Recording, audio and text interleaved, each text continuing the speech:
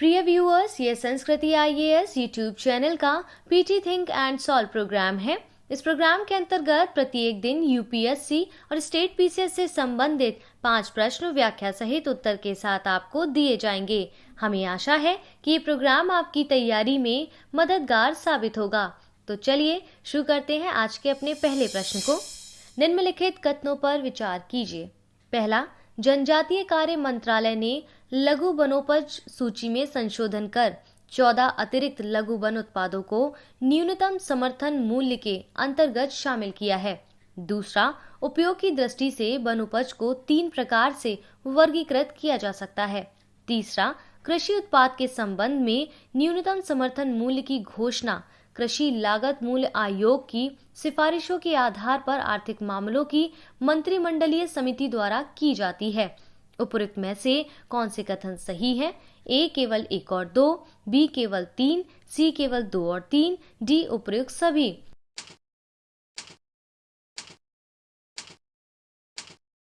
इसका सही उत्तर है ऑप्शन डी।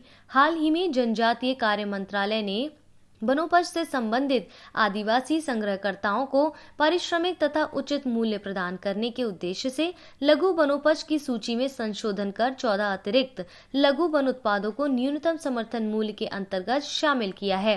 इससे वनोत्पाद विपणन तंत्र के मजबूत होने के साथ साथ आदिवासी समुदाय की आय में वृद्धि होगी। इस योजना के तहत चुनिंदा लघु वनोपज के लिए न्यूनतम समर्थन मूल्य तय किया गया है। यह योजना भारत के संविधान की 5वीं अनुसूची के अनुसूचित क्षेत्रों वाले राज्यों में लागू की गई है। उपयोग की दृष्टि से वन उपज को 3 प्रकारों में वर्गीकृत किया जा सकता है: टिम्बर, गैर टिम्बर और लघु खनिज।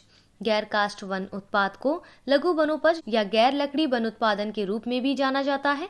इसे पुनः औषधीय तथा सुगंधित पौधों के रूप में भी वर्गीकृत किया जा सकता है, जैसे तिलहन, फाइबर, रेसिन, बांस, घास आदि। विदित है कि किसी भी कृषि उत्पाद के लिए न्यूनतम समर्थन मूल्य की घोषणा का निर्णय कृषि लागत मूल्य आयोग की सिफारिशों के आधार पर आर्थिक मामलों की मंत्रिमंडलीय समिति द्वारा किया जाता है। इस प्रकार उपरोक्त सभी कथन सही है, इसलिए इसका सही उत्तर होगा ऑप्शन डी। देखते हैं आज के अपने दूसरे प्रश्न को। निम्नलिखित कथनों पर विचार कीजिए। पहला, पहली पीढ़ी के जैव ईंधन चीनी, स्टार्च, वनस्पति तेल, जंतु वसा से निर्मित किए जाते हैं। इसमें वायो हाइड्रोजन तथा वायो एथेनॉल शामिल है। दूसरा, दूसरी पीढ़ी के जैव ईंधन सूक्ष्म जीवों से प्राप्त किए जाते हैं। तीसरा, तीसरी पीढ़ी के जैव ईंधन गैर खाद्य फसलों से प्राप्त किए जाते हैं। उपरोक्त में से कौन से कथन सही है? ए केवल 1 और 3, बी केवल 2, सी उपरोक्त सभी, डी उपरोक्त में से कोई नहीं।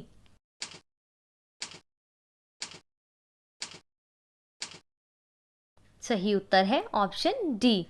हाल ही में जैव ईंधन संचालित स्टारडस्ट 1.0 प्रक्षेपण यान को अमेरिका के मेने से लॉन्च किया गया था। इसके साथ ही अमेरिका जैव ईंधन संचालित वाणिज्यिक अंतरिक्ष प्रक्षेपण यान विकसित करने वाला विश्व का पहला देश बन गया है।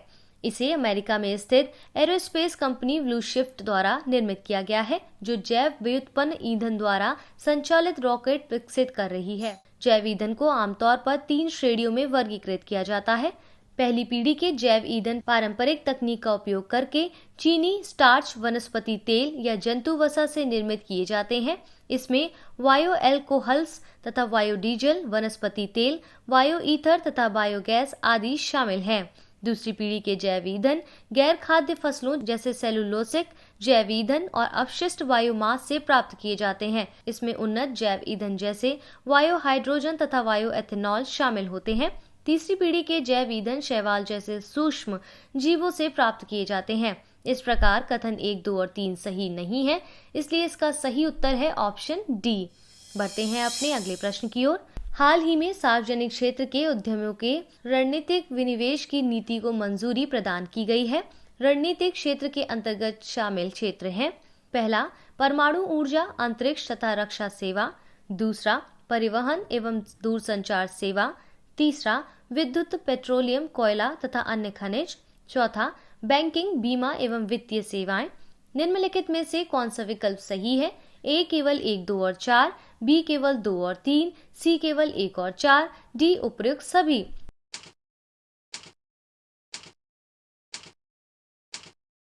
इसका सही उत्तर है ऑप्शन डी। केंद्रीय बजट 2021-22 में सार्वजनिक क्षेत्र के उद्यमों के रणनीतिक विनिवेश की नीति को मंजूरी प्रदान कर दी गई है।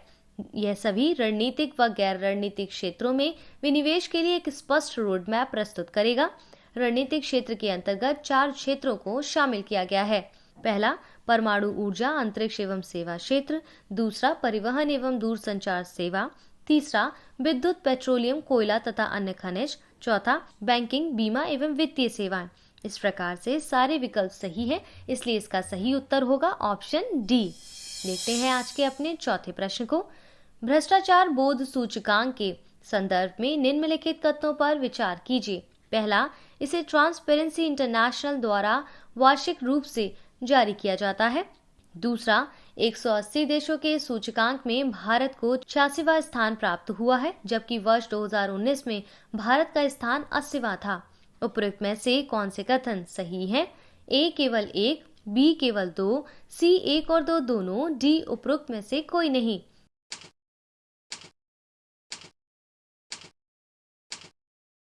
सही उत्तर है ऑप्शन सी।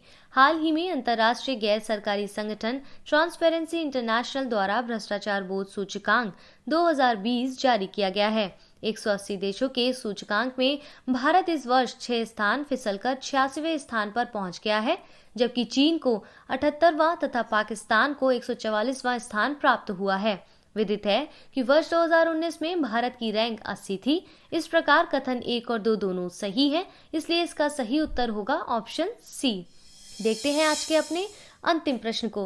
निम्नलिखित कथनों पर विचार कीजिए। पहला, गंभीर चयापचय एसिडोसिस की स्थिति में शरीर में बहुत अधिक एसिड जमा हो जाता है। दूसरा, हाइपरक्लेमिया की स्थिति में शरीर में सोडियम का स्तर सामान्य से अधिक हो जाता है। उपरोक्त में से कौन से कथन सही हैं? ए केवल 1, बी केवल 2, सी 1 और 2 दोनों, डी उपरोक्त में से कोई नहीं।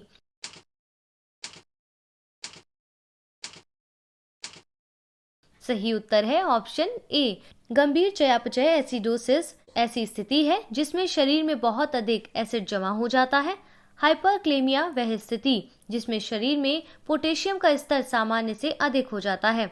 हाल ही में अमेरिका में एथिलीन ग्लाइकॉल के सेवन से 11 लोगों की मौत हो गई है।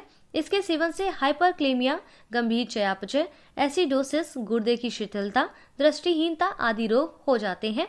इस प्रकार कथन 1 सही है, जबकि कथन 2 सही नहीं है, इसलिए इसका सही उत्तर है ऑप्शन ए।